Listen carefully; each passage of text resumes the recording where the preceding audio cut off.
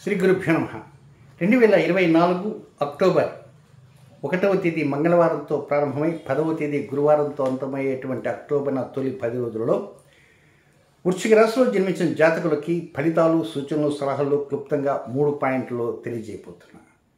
ఇక రెండు ముఖ్య గమనికలు.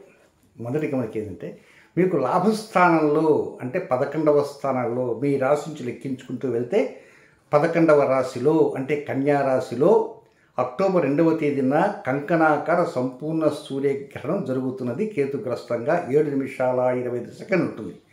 సుదీర్ఘ సమయమే, నో డౌట్ ఎట్ ఆల్. కానీ ఇది ఏదో ప్రళయం సంభవిస్తుందని, ఇది దాదాపు వేలాది సంవత్సరాల క్రితం వచ్చింది తిరిగి ఇప్పుడు మళ్ళా వస్తుందని చెప్పేటువంటి దొంగ మాటలు చెప్పేటువంటి పండితులు చెప్పే మాటలను దయచేసి వినవద్దు. ఈ పండితులు జ్యోతిష్ శాస్త్రాన్ని నిట్ట నిలువున ముంచేస్తున్నారు. ఇలాంటి అప్రయోజకులైనటువంటి విద్వత్తు లేనటువంటి పండితుల కారణంగానే శాస్త్రానికి పెద్ద దెబ్బ తగులుతున్నది. ఈ మధ్యకాలంలో ఇలాంటి వారు ఎక్కువ అయిపోయినారు సోషల్ మీడియాలో. ఈ సోషల్ మీడియా వాళ్ళకి ఏం కావాలంటే వ్యూస్ కావాలా.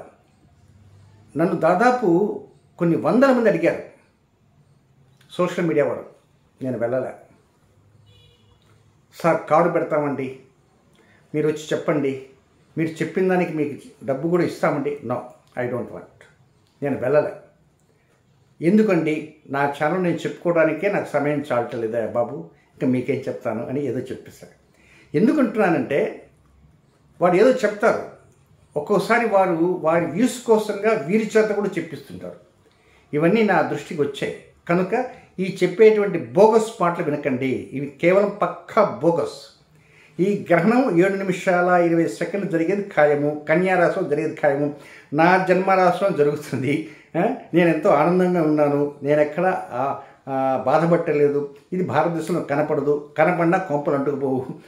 విదేశాల్లో కనబడుతుంది. అక్కడ ఏమీ కాదు. కేవలం ప్రకృతి వైపరీత్యాలపైన, భూకంపాలపైన, ఏదో తుఫాన్లు, తీవ్ర వాదుల కొంత దుష్ట చర్యలు, ఈ దేశానికి ఆ దేశానికి మధ్య జరిగే యుద్ధ భయాలు, వాడి మీద వీడి బాంబులు వేసుకుంటూ అలాంటి వాటిపైన తప్ప ఇతర మన తెలుగు రాష్ట్రాలపైన, తెలుగు వారిపైన ఏదో ఉంటుందనుకోవటం కేవలం భ్రమ. ఇది మన పాయింట్ నెంబర్ 1. నెంబర్ 2, అక్టోబర్ 5వ తేదీ ఆ రోజు శనివారం, స్వాతి నక్షత్రం. చక్కగా 2వ వేపాకు స్నానం చేయడానికి ప్రయత్నం చేయండి. ఈ వేపాకు స్నానం వల్ల అనేక ఉపయోగాలు అంటూ ఉన్నాయి. మళ్ళా చెప్పి సమయం వృధా చేయడం తప్ప మరొకటి కాదు. కనుక చక్కగా వేపాకు స్నానం చేయండి. నెక్స్ట్ ఇంకపోతే అసలు పాయింట్కి వద్దాం. వృశ్చిక రాశి జాతకులకి, వృశ్చిక రాశికి అధిపతి ఎవరు? కుజుడు. కుజుడే. ఆయన మీకు అష్టమ స్థానంలో సంచారం చేస్తున్నాడు. ఏదో పెద్దగా గొప్పగా అద్భుతంగా ఇవ్వలేకపోతున్నాడు. అలాగే మిగతా పాయింట్స్ ఉన్నాయి. ఈ పరంపరలో 1వ తేదీ ఉదయం దగ్గర నుంచి 4వ తేదీ ఉదయం 5 గంటల 7 నిమిషాల వరకు ఉండేదంతా కూడా 50-50. కాసేపు అనుకూలంగా ఉంటుంది, కాసేపు అనుకూల వార్తలు వస్తుంటాయి ఫోన్లో. మళ్ళీ ఈ లోపల ఏదండి వాళ్ళు ఏదో డ్రాప్ అయినారండి అంటారు. మళ్ళీ ఈ లోపల ఇప్పుడే బేరం రెడీ అయిపోయిందండి అంటారు. మళ్ళీ ఈ లోపల ఉండి బేరం అంతా రెడీ అయిపోయింది కానీ బ్రోకర్ చెప్పారు కనీసం ఎక్కడ ఉంది. మళ్ళీ ఈ లోపల పెళ్లివారు కూడా వస్తారటండి, అమావాస్య వెళ్ళంగానే వస్తారటండి, దసరా కూడా నిశ్చితార్థం చేద్దామని ఇలాంటి మాటలు. తక్కువ రేటుకి వస్తుంది ఇల్లు. తీపి మాటలు వస్తాయి. చేదు మాటలు వస్తాయి. తీపి చేదుల మిశ్రమం అంతా వేప చేదు ఉన్నట్టు ఉంటుంది. వేప చేదు అన్న 6 రోజులు ఉంటాయి. ఇక్కడ కేవలం 2 రోజులు, ఓన్లీ 2. కనుక తీపి చేదు 6 రోజులు కూడా కాదు.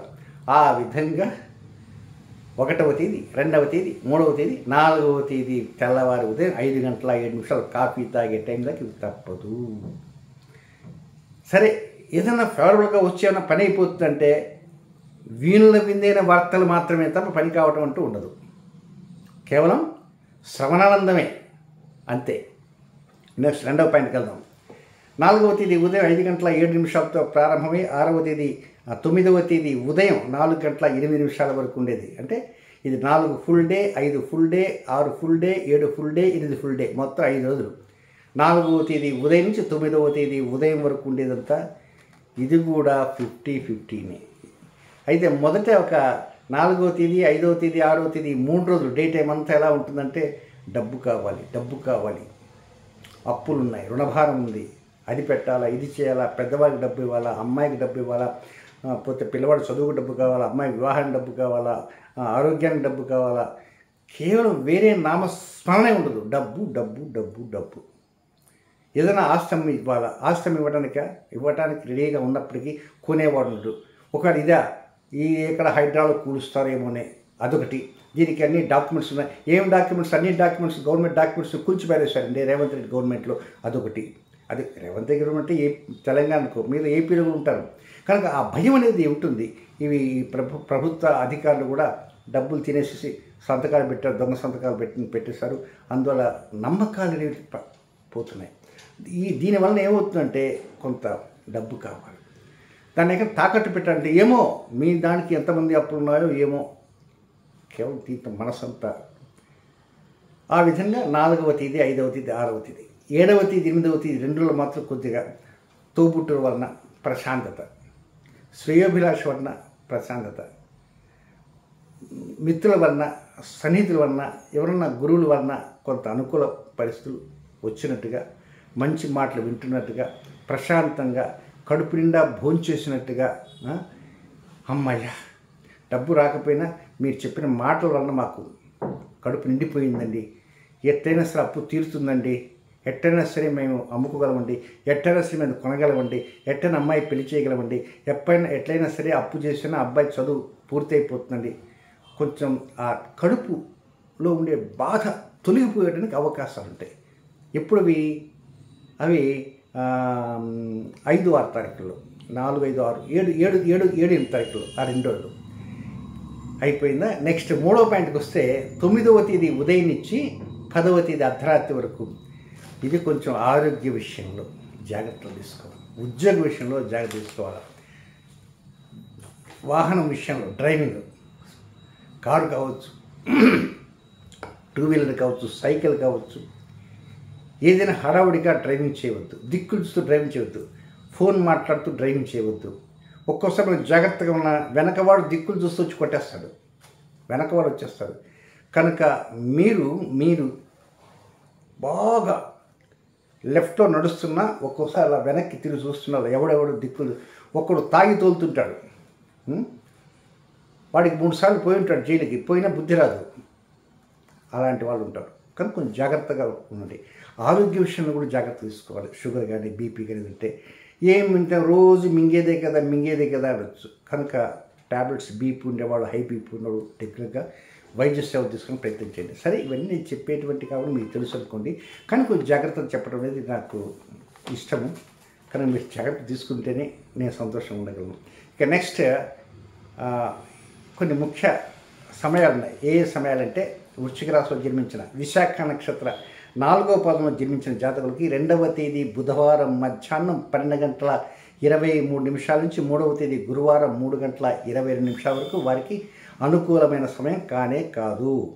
ఇక అనురాధ నక్షత్రంలో జన్మించిన వృశ్చిక రాశి జాతకులకి 3వ తేదీ గురువారం మధ్యాహ్నం 3:22 నుంచి 4వ తేదీ శుక్రవారం సాయంత్రం 6:38 వరకు వారికి అనుకూలమైన సమయం కాదు. నెక్స్ట్ 3వది జ్యేష్ఠ నక్షత్రం.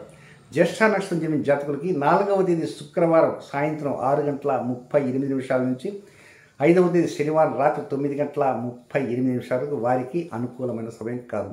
ఏది ఏమైనప్పటికీ ప్రశాంతంగా ఉండండి. ఈ చెప్పిన సమయాల్లో కొత్త పనుల మీద శ్రీకారం చుట్టకుండా రొటీన్ కార్యక్రమంతో చక్కగా చేసుకుంటూ 5వ తేదీ అవకాశం ఉన్నంత వరకు వ్యాపార స్థానం చేయడానికి ప్రయత్నం చేయండి. శుభం.